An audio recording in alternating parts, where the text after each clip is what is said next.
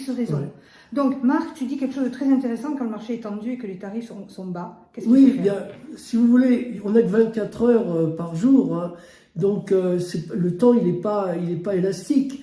La seule chose qui pourrait être élastique, d'ailleurs on parle d'élasticité du prix par rapport à ceci ou par rapport à cela, c'est la valeur.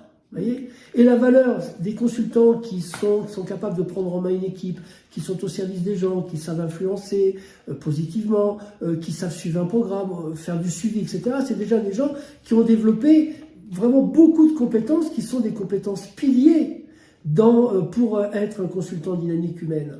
Qu'est-ce qui leur manque le plus souvent? C'est d'avoir le bon programme, donc le diagnostic pour détecter les besoins, etc., et d'avoir le bon programme. Et s'il a le bon programme et qu'il est entraîné un tant soit peu à l'animer, notamment la première journée, qui est la journée phare, parce que vous avez compris qu'on n'était pas dans la transmission de savoir. La transmission de savoir, je dirais, 80% des consultants, des formateurs peuvent transmettre du savoir, ils le font déjà.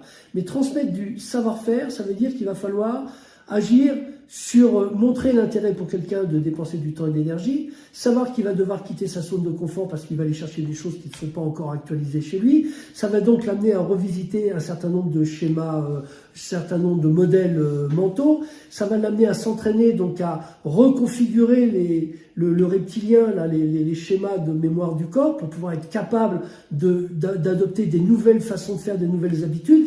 C'est un métier qui n'est pas un métier de transmission d'informations.